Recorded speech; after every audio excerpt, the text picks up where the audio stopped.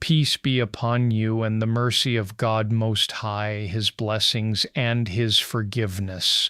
In the name of God, the most gracious, the most merciful, praise be to God, and may peace, mercy, and blessings be upon the noble Prophet Muhammad, the finest of all messengers, and upon his family and companions, and to all who follow to the day of judgment. Today I will be explaining chapter 111, the palm fiber Surat Al-Masad.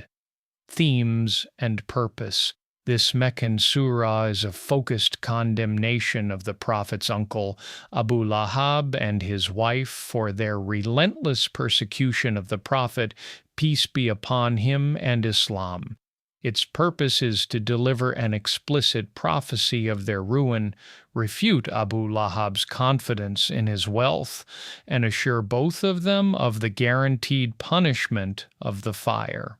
This chapter was revealed to the Prophet, peace be upon him, 10 years before Abu Lahab's death.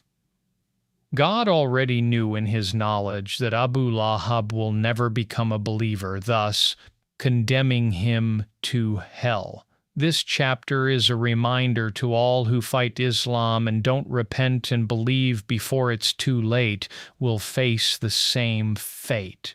One of the main reasons why Abu Lahab did not become a believer, Abu Lahab feared the loss of status and influence the leading families of Mecca, including Abu Lahab's clan, held prestige through their role in protecting the Kaaba and overseeing pilgrimage. The Prophet's message challenged many long-held beliefs and practices which some leaders feared could undermine their authority and the social order.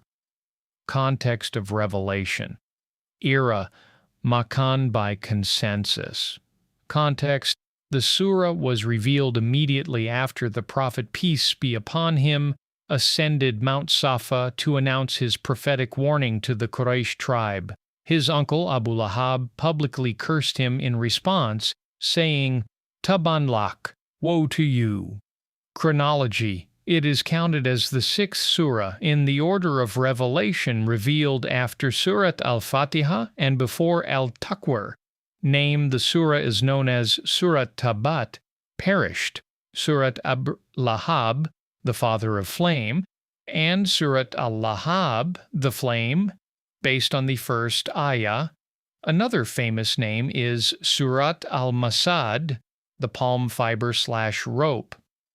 He was given this nickname because of his handsome appearance and ruddy, glowing complexion, which people likened to the brightness of a flame. It was intended as a compliment before Islam.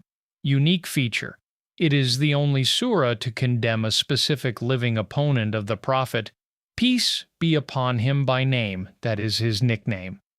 Verse count: 5 ayahs. The chapter reads as follows: May the hands of Abu Lahab perish, and he himself perish.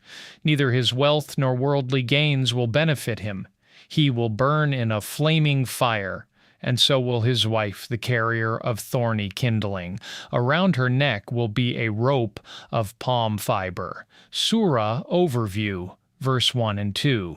The curse and prophecy, pronouncing the destruction and failure of the power of Abu Lahab, and affirming that his wealth and children will not benefit him. Verse 3. Punishment, warning Abu Lahab of his inevitable entry into a flaming fire. Verse 4. Condemning his wife, pronouncing the same fate upon his wife, Jamil, for actively aiding her husband in his hateful deeds. Verse 5. The palm fiber, describing the torment of his wife, who will carry firewood as she once carried tails and thorns to harm the Prophet. Peace and blessing be upon him, and will have a rope of palm fiber, Masad, around her neck in the fire. This concludes the chapter. See you next time.